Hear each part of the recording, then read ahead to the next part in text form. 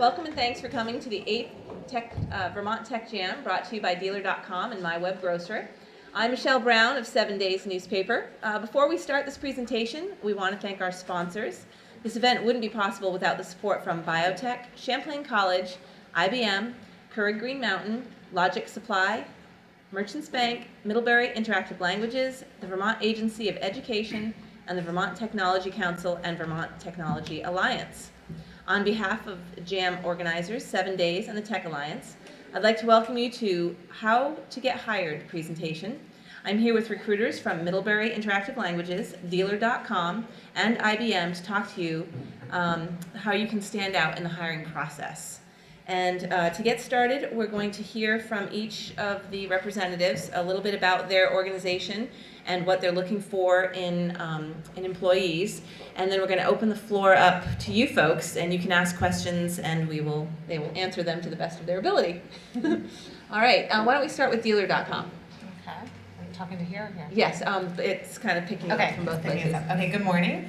I'm Amy Kikalik, and I am a recruiter at Dealer.com, which is right here in Burlington.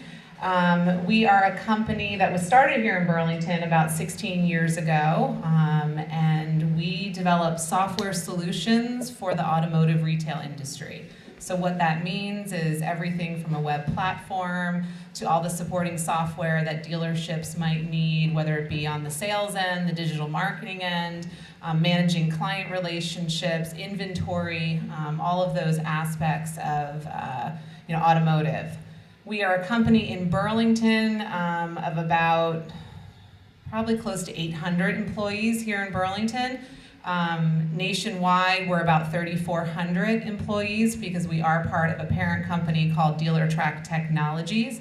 Dealertrack, we merged with Dealertrack in March of 2014, so we are a much larger organization today.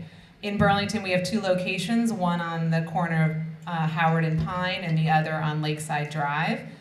Most of the employees, obviously we have a diverse group of employees. We have those who specialize on the client side of the business, so working with dealerships, whether it be just small car dealerships and their digital marketing needs, or it could be a large original equipment manufacturer like Subaru or Audi or some of those names that you probably recognize. So we have folks who work on the client side. And then certainly because we are in technology, a large percentage of those people who work at Dealer are developers. So whether it be a software engineer, a systems engineer, quality assurance, some of those job titles. And that's our greatest hiring need currently, as we want to keep the tech team focused here in Burlington and all of the development that happens on our products. So that is what we do, and we're excited to be here, and certainly if you have any questions as we go along today, let me know. All right, Ed? Good morning, my name is Ed Besaid. I'm a first-line engineering manager at the Essex facility here. The facility's been here for over 50 years. I've been there for about 30 of those years. Enjoyed my time there.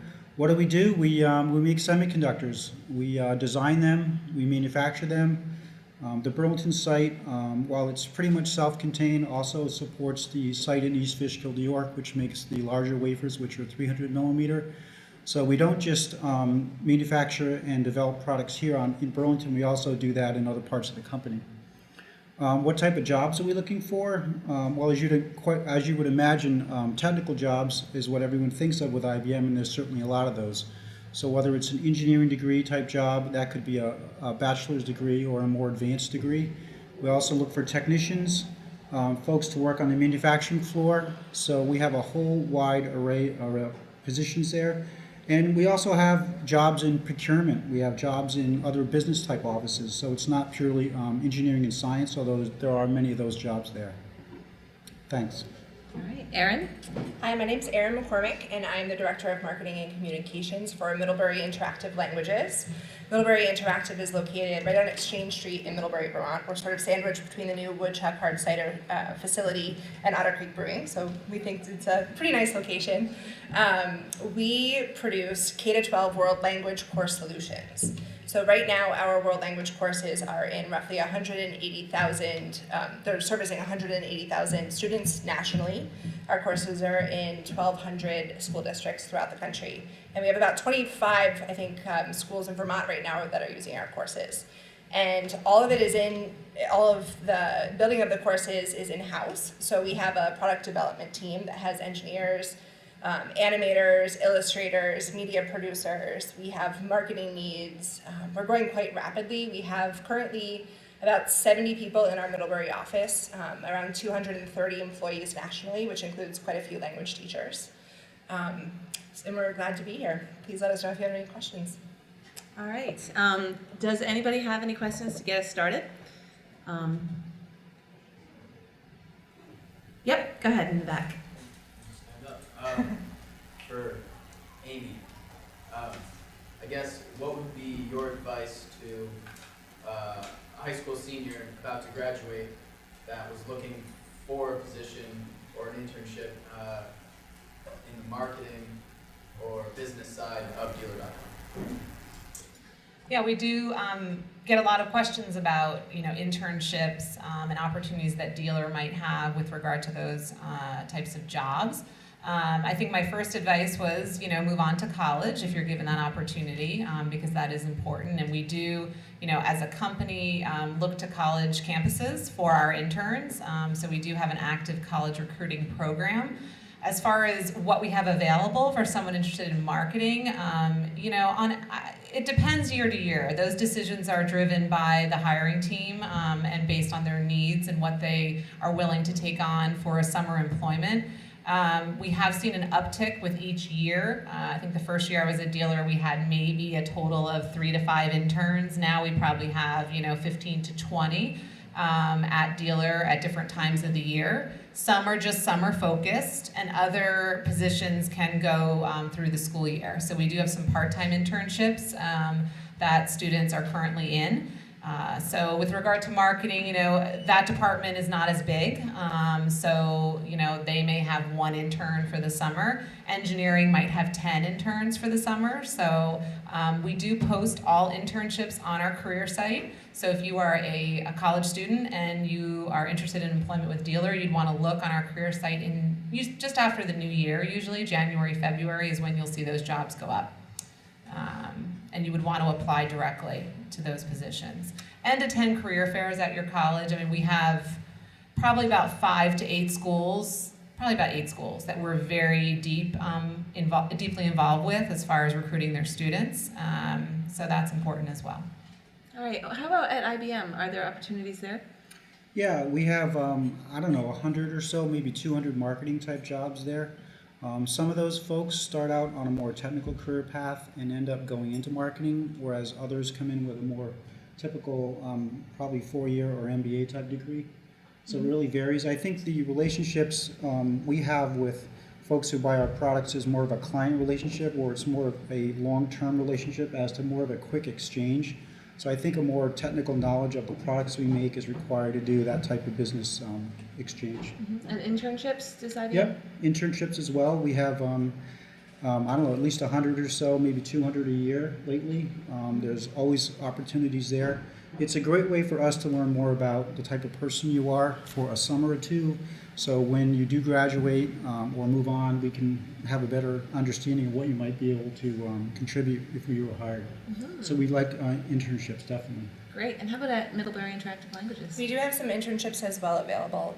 To answer your question, I think the most important thing, whether you're trying to get hired for a job or internships, is really making yourself stand out. We get a lot of cover letters and a lot of resumes that if you're not telling your story and you're not connecting why you want to work for the company, you really have to do your research to make an effort and stand out in those cover letters. So I would say that's really one way to get the attention of a company. Especially in marketing, I get a lot of resumes, and it's really what you have to offer. It should be personalized to the position, it should be personalized to the company.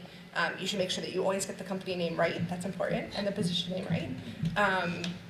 But I think really we try to hire for character and a person, and then we layer in the skills. We're always willing to teach new skills, but it's really about finding the right fit and a person who's gonna be motivated and really contribute to the company as a whole. We're going to actually, I think we're going to explore that a little bit more because I know in past panels we have talked about that. How to stand out as either an intern or an applicant. Some do's and don'ts, perhaps. You just kind of really expanded on what you were thinking as far as really standing out, making it personal, really trying to make that connection. How about at IBM? What will help your resume float to the top? So I'll talk about an interaction I had with my manager yesterday. He was out recruiting in upstate New York, RIT, University of Rochester, out that way. And I have some IT positions in my group, and he came back and he said, I have one resume for you. And I said, well, tell me about the person. He said, well, she's the only one that looked me in the eyes. She's the only one who was eager. She was the only one who really wanted to work there. She told me she wants the job when I met her. He goes, all the other folks, less people skills, looking down at their feet, nervous, hesitant. He said, so I got one resume for you. So he went from 20, 30 resumes and he handed me one, right? So that's not uncommon. We want people who are engaged, who want to be part of what we're doing. And you have to be able to project that during that important interaction you might have that might last a couple minutes when you're handing someone a resume. So that first impressions really matter, I guess, is what I'm trying to say. Right. So today when you're up there speaking with the companies, make sure you're making that eye contact and being excited. And how about at dealer? I mean, certainly agree with what's been said already. I do think it's important to do your research. Make sure that the job you're applying to makes sense for you. I know as a job seeker, you don't really have all the details. You're looking at a job description and trying to determine would this role be a potential fit for me. But do whatever research you can. If you know people in a similar job, interview those folks, find out what they do. Because I do think that stands out if you appear to be someone who's done a little background about the position. And follow-up is so important too, and how you conduct yourself, agreeing with what you've said already. First impressions, I think interpersonal skills do matter, because ultimately, especially at Dealer, we develop software using an agile methodology, which is all about collaboration. So we work in a very open pod environment as far as our engineering teams, and even on our client side of the business, they work that way as well. So you do need to be someone who's out there and able to kind of interact in a team environment. So I think demonstrating that is important, and you can do that certainly at job fairs and through your cover letters and your resumes. I think paying attention to detail too. Sloppy resumes never get recognized. So that's Spelling, just grammar. it should go without saying, but that's really important as well. All right. Any other questions out there? Yep. Can I ask a question about resumes? I've been at my same job since I graduated college for about 5.5 years. I've had several promotions, but I'm starting to sit down to redo my resume, and I have taken off the jobs that I had in college, and I've kept it only as just one organization. But if I add my current promotion on there, it's going to make my resume more than 2 pages, which makes me nervous. And is that something people are going to look at and judge me for? And getting back into my other question about that resume was, a lot of my jobs, I've been in the same department for 3.5 years, but I've had 4 different job titles, and some of my duties have carried over from each job. And how do I, say that I did this for this job, but it also is for this job without making my resume, so long and redundant? Ideas, ladies and gentlemen? I mean, in general, resumes, in my opinion, should be less than 2 pages. And I think for someone with 5 years experience, to be concise is important. So you put your most important, responsibilities and accomplishments, listing out those. You don't need to retell your whole job. Because truthfully, your resume, in a lot of organizations, especially larger organizations, the person reviewing your resume may not have a lot of time to spend on it. So you want to make sure you're capturing the most important, most critical, your accomplishments, your primary responsibilities. And at 5 years, I think a page and a half is probably sufficient. I would expect someone who has 20 to 30 years experience to be more on the 2-pager. Yeah. And I would say that I tend to look for resumes that are about a page. I think brevity is important, and I do think that your focus should be in the cover letter more than your resume. I think a resume can show what you've done, but it doesn't tell who you are, which is what we're more interested in seeing. You know, who are you as a person? What would you bring to the company? Why do you want to work with us? Why is our mission important to you? You know, a resume can only tell so much of a story, and we really want to know who the person behind the resume is. So I would put more of your time against the cover letter and making sure that's very buttoned up. With that said, I would also make sure that your resume is formatted correctly.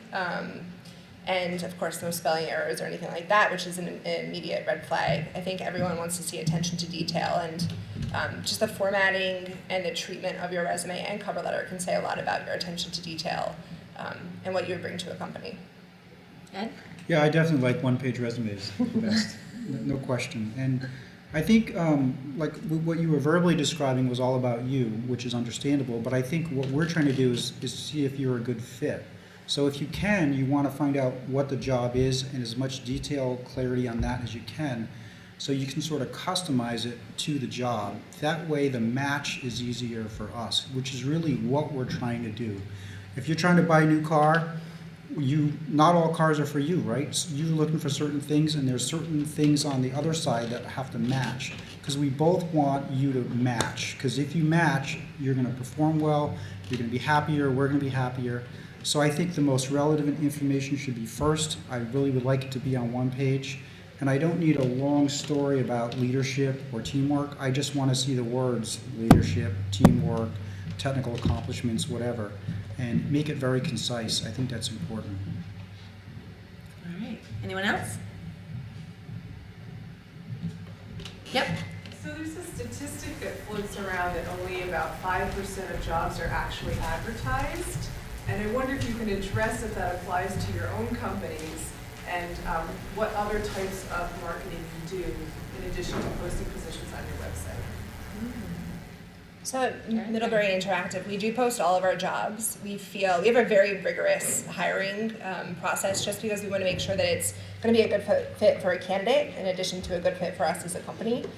So we always put the job description out there. You know, we advertise in 7 days. We put it on Craigslist. We get picked up by Indeed.com.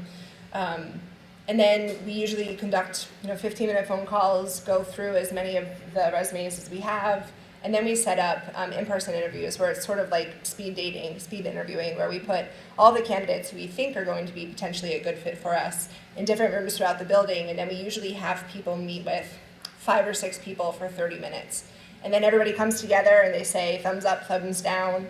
I would say that networking is important, especially if I get a ping from somebody who I know from a previous job or a previous life, and they say so-and-so applied for a job, keep your eye out for this person. That definitely helps. But we always put our resumes out through the proper channels just to make sure that we cast a wide net and are bringing employees to the state of Vermont in addition to finding jobs for employees in the state. How about IBM? I don't know where the 5% number comes from, because we have, obviously, all our jobs are posted. We're required to post all our jobs. We're required to go through all the applicants. We can't just, oh, there's the first one, looks like a match, we're not even going to look at the rest. We can't even do that if we wanted to. So certainly we interview or at least review resumes for everybody. But I think one of the things that I could add to is if someone comes to you trust and says, you really need to look at this resume, that is a really good thing, because the last thing we want to do is hire the wrong person, right? So if you trust a resume or trust the person who gave you a resume, that is sort of a fast path in to at least get a really hard look. And I think if you could network and somehow get at it that way, as opposed to sort of cold calling your resume, any way you can do that creatively, social media, any other ways, I think would be a really good thing to invest in. Yeah, no, I'm curious on that statistic. That's not one I'm aware of. We do, much like IBM, we post all of our jobs on our career site, and certainly lots of other channels, out there. I mean, so yeah, I mean, everything is posted. Anyone else? Questions? Yep. So I have a question about back to the resume formatting. I was with IBM for 30 plus years until last summer in 2013. And so I've applied for lots of jobs over the past year. And recently, HR manager at a local company said I shouldn't highlight IBM or even the longevity, the length of my tenure there at the top of my resume, because even today they're inundated with IBM resumes and they don't necessarily look at them closely right up front. So I was wondering, maybe Amy, if you have any insight from Dealer, and it wasn't you or somebody at Dealer who told me that, but about how to maybe position things in so that doesn't necessarily turn somebody off right away, or if it does, maybe it helps. I mean, the Department of Labor last summer said, oh, people are going to want IBMers, but crazy because you're such hard workers, et cetera, et cetera. So. Yeah, I mean, I certainly, in my experiences, wouldn't view any resume that had IBM on it negatively by any means. I think it's I'm so happy to hear most that. importantly, I think it's about you and what you think your qualifications are. So, I mean, you do need to list on your resume your places of employment, so you would want that to be there. But again, you should identify what's most important to you as far as your skills and contributions and accomplishments, and think about a concise way to deliver that message on your resume. I think cluttered resumes just don't get a lot of airtime. They're very hard to pick through, and it's not just those who are highly experienced. I mean, we get college resumes that are cluttered. You don't need to put everything about you in your resume. So it is really important to focus on the primary aspects of what qualifies you for the job you're applying to. Brevity is important. That was stated earlier. Cover letters we do value as well. I mean, we process a lot of candidates, certainly, but cover letters are still important. And they can, then you can describe more of individual things on that, on the cover letter. Anyone else? Yep. I'm visiting from Pennsylvania. I'd like to move up to Vermont to work. I'm wondering, what can I do to make myself stand out so that I'm not looked over because of my distance? Yes. What type of jobs are you looking for? In what particular, in tech? Yes, software development. I think for me, it's important to see, and I always ask this in my interviews if it's somebody who's considering moving to Vermont from away, why Vermont? And what's your connection to the state? Because we've hired some people at our company who have moved to Vermont thinking it was one thing, and then after a winter or whatever else, they said, oh, this is not for me. So it's really important for us to hear why Vermont, why do you want to move here? And then I think, especially if that's in a cover letter, it gives us a sense for, okay, this person is serious about transitioning, because we get a lot of resumes from out of state, but if a person doesn't make that connection, I'm less likely to surface them to the top of the pile, knowing that we have a lot of candidates from the area as well. How about at IBM? Yeah, I mean, we have the term stickability, right? We want people to stick. So we won't recruit from the southeast of the country. There are great students at Georgia Tech, but when they come here 1 or 2 winters, stickability is not so good. So we tend to look for students from the Northeast. Pennsylvania is sort of on the edge, but certainly a lot of folks in Pennsylvania end up here. We always have a joke, did they mention they like to ski, right? Because people who like to ski tend to stick, because we have skiing here. So I think you need to distinguish why it is you want to be in Vermont. Is it something about the state? You're a skier, you're an outdoorsy person, you want to live on a dirt road. I mean, even something like that is important, because we have that here. So just make sure you're clear about what that is. It could be my wife or girlfriend has a job here now and I need a job here. That's stickability, right? It could be anything like that. Amy? It's just important to make sure you indicate that somewhere, whether it be on your cover letter. I've seen it on the top of a resume before. And that's most important, because then there's no guessing on our end. Oh, does this person want to move to Vermont? It saves work for the recruiter. I mean, I am a recruiter. I know some of the folks here may be in different roles, but as a recruiter, I can tell you that that's really important to have, for our benefit, for the person reviewing a resume. Alrighty, next question.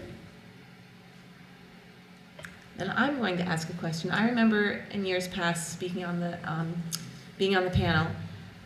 Not only are there, cover letters and resumes, but some companies also have a website where you have to kind of register or get into the system electronically.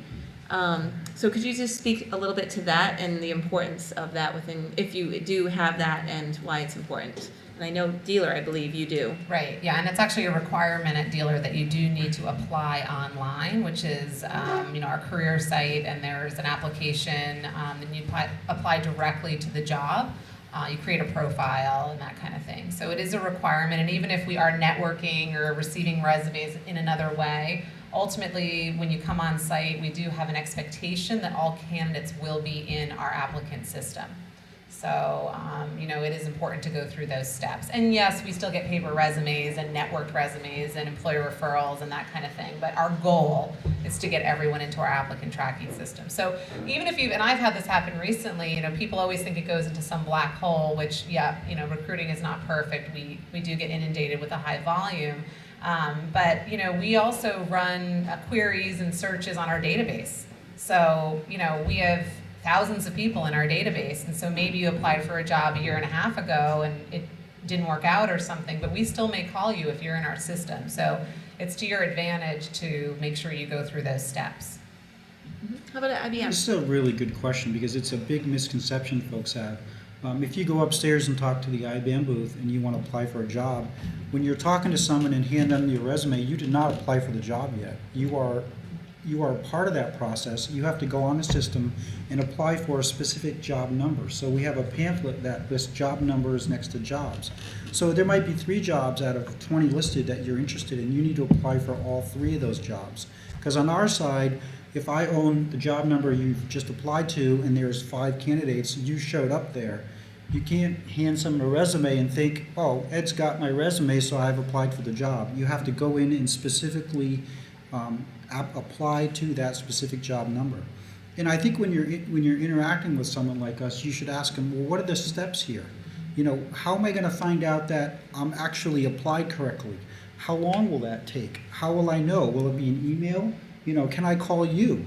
How would I determine that? Because the last thing you want to do is a week or so later thinking, I haven't heard. I wonder what's going on. Does this mean they didn't want me? Or it could be simply you missed a step in the application process and you really haven't applied yet. So there's nothing wrong with validating that you've properly gone through that process with the person you're making interaction with.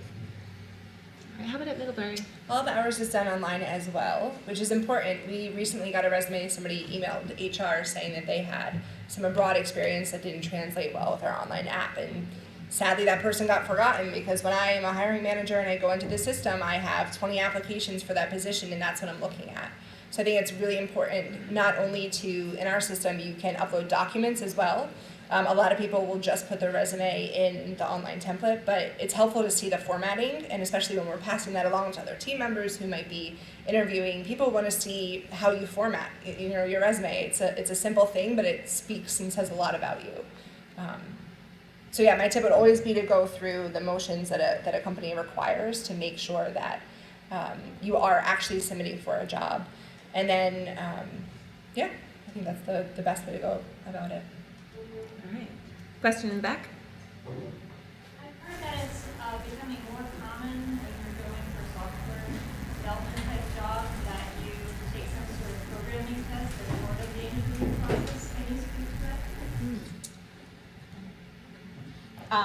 Yes, it depends obviously on the job. At Dealer.com, currently the way our process works for engineering, your resume does go through an initial level of screening. And then if there is interest on the hiring team's part, we will then request the candidate complete a coding exercise. There are different technical exercises depending upon the job. So we have, in our case, we hire Java developers, so there's a Java-specific exercise. UI developers do something that's more client-sided. We also have a web exercise that's expected. But again, it's not of all candidates. It's on pre-qualified candidates that are now moving to the next step. And then that's a further, look for us at the candidate's technical skills beyond their resume. So yes, we do indeed have that. And some of our jobs, actually, you come to a round one interview before we actually then give you a technical exercise. So it does depend on the role, but the ones I mentioned, that is up front before an in-person interview. Ed, how about at IBM? It depends. The last few IT folks I hired, we did have them in a room, and it's not just a test of your coding, it's an interaction, right? Tell me what you've been working on.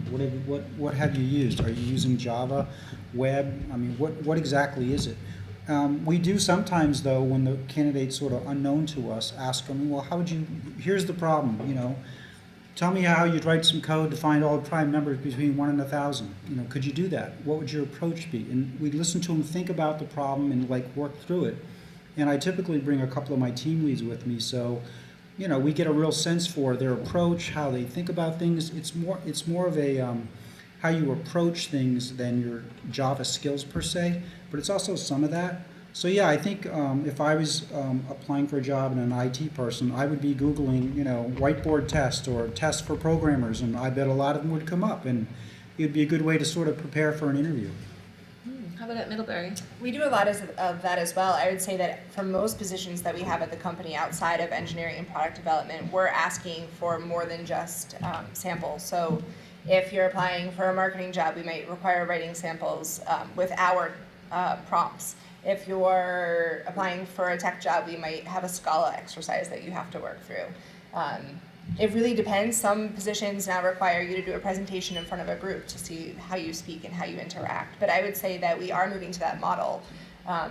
Interviews can only show so much, and I think that by doing a task and showing how you think through problems, how you solve problems is important. We really value that everybody at our company is a doer, although doing through a strategic and analytical lens. So we want to make sure that people who are coming on board are going to be doers, and that's why we have tasks in place to illustrate that. All right. Next question. Yep, in the back. I'm curious, what do you, I guess, value more to a certain extent, experience or education when you're looking for someone for a job? Ah, the age-old question. You have the education, but not the experience. I don't have a good answer, so I'd like one of my colleagues to go first. I mean, that's a loaded question, as I would say. I mean, you know, I think there is some level of expectation for most jobs that the education component is important and is required for some positions. That being said, you have to have the right experience to fit into some of the roles. So I wouldn't ever say one is more important or valued, you know, above another. But, you know, I think we all start with education, right, through elementary, high school, hopefully college, and so on, and gives you a good, you know, basis. But experience is important as well. So I would actually say neither of them. At our company, if you're going to be a curriculum writer for one of our language courses, it's important that you have a PhD or a master's and you have that linguistic background. Our SVP of product development feels very strongly that you don't need technical chops to work in the product dev and engineering team. What you do need is motivation.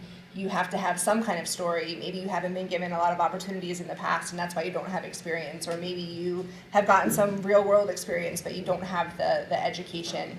As long as you're motivated, you're going to be committing to the company and sort of jumping all into learning new technology, we're willing to bring that person along. It's really just the motivation that stands out to us more than an education or experience, knowing that that's different for every person based on their background and what was sort of given to them or what they were able to do.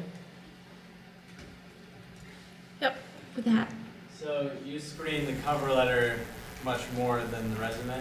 I do, yeah, and we get a lot of resumes that don't have cover letters, even though we say it's a requirement, so that's also a red flag. You know, it's attention to detail, but it's really about the cover letter for us. A resume is important because it does show skills and where you've been and some of your background, but it's more about why you think you would be a good fit for us, and likewise, why we would think that you'd be a good fit for us as well. It's sort of situational. I mean, when we go to a job fair at, I don't know, UVM, we were there a couple days ago, we just get resumes, which is fine. But if you have something to say, like I'm from Pennsylvania and I really want to work in Vermont, here's why, that probably deserves something in a cover letter. It's just another piece, right? So it's sort of situational. I think a cover letter is always a good thing, but it's not always a requirement depending on the setting in which we're collecting resumes. Next question? Yep. In regards to like changing careers, I would obviously take Ed's advice from earlier, which was to put on, make sure your resume expresses the skills that match with the job. But do you have like any advice for, you know, say somebody who's moving from an arts organization into the corporate world, and then to delve even further into that? Would your recommendations differ for someone like myself, who is just starting off in their career, compared to someone like my dad, who's been very seasoned in their career? You know, if you're looking to change a job, what are the things that you're looking for that, or change career, that would help you maybe think about hiring me, even though I may not have had this kind of job before in my past? You know, we get asked that question a lot about career changers and, you know, what would make you stand out amongst the competition, so to speak, right? So for other folks applying for that same job who may have the experience that, you know, is stated on the job requirement. You know, I do think cover letters are helpful in sort of detailing your background and why you think you would be a good fit for the role. So that's a very good platform for being able to do that. Your resume can too. I mean, I've seen resumes of folks who've pulled together, you know, different aspects of their experiences. Maybe their experiences weren't professional. Maybe they were volunteerism. Maybe they were in some other capacity that, you know, has kind of, you know, is part of the reason why they are thinking of switching careers. Or maybe they took a break from their career and are now trying to get back into the workforce. I mean, there are probably things you can draw upon that may not be so specific to the work you're doing today. Like I said, volunteerism or other things, but you need to capture that in your resume somewhere. Because the reviewer, you know, in most cases doesn't know you. So however you can describe that, even if it's at a summary at the top of your resume, I do look at those if they're intentionally crafted to, you know, bring my attention as to why this person would be looking at this job. So. Good. Yeah, and I think if you have some conviction as to why you want to change, we want to hear that. And sometimes folks will say, look, I can write code, but I don't want to write code anymore. I want to be a manager now, and here's why. And oh, by the way, I've led some teams, and I really enjoy that. And it's not writing code that I want to do now. It's more managing people. So just help us get there with you, because you probably have some sound reasoning why you want to make that change, and we need to understand that. I think it's also important to do research in the new field that you would be going into. We've had some applicants who want to do UI, UX sort of design for us. And we always ask them in interviews, well, who do you follow? What have you read recently on it? What are new trends? And if, you know, I wouldn't care so much what your background is, but if you can articulate who you're following, if they impress me, that knowledge and that the research that you've done in the new industry and showing your passion for what's going on in that new industry will stand out. Next question? Yep. I wonder if any of the panelists have had experience or have used systems that essentially do automate keyword searches within resumes that are coming in through the online application portal. And if so, I have a concern about that because I've used quite a few of them now in an extended job search, and I'm wondering if there are certain words. I mean, I've looked for advice about how to sprinkle or make sure your resume includes keywords that are going to be caught for the right reasons in that type of automated search. But more so, I'm wondering about whether, you know, for example, as a person who's had 25 or 30 years in the workforce, if my application gets bumped simply because I have had a lot of experience, certainly more than what's called for in the job description.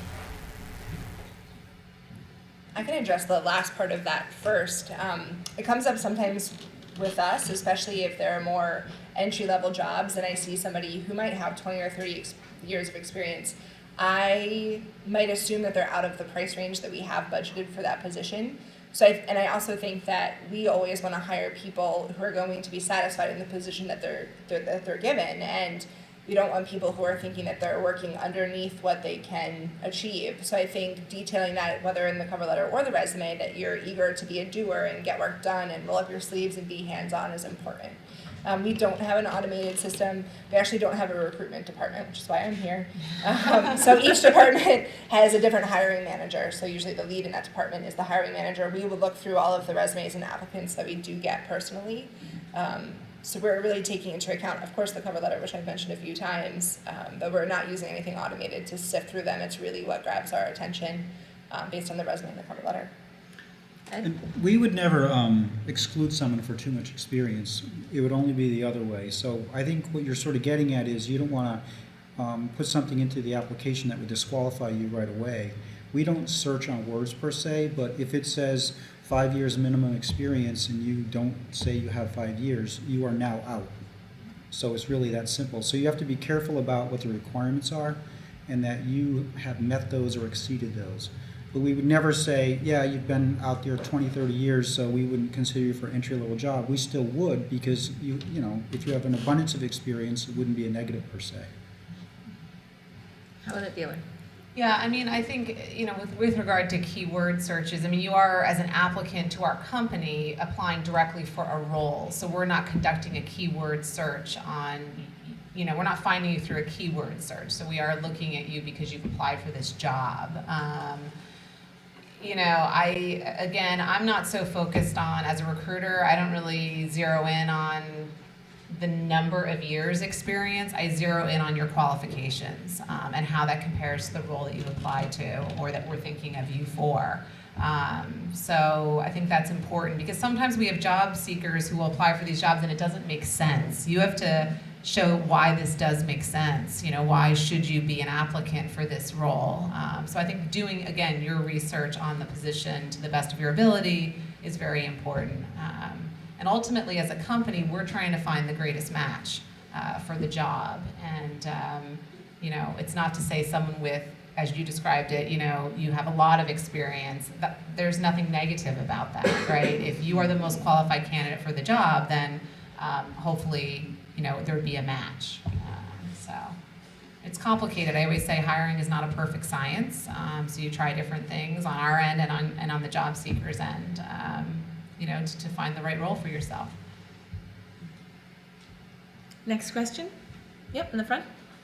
My question is about LinkedIn.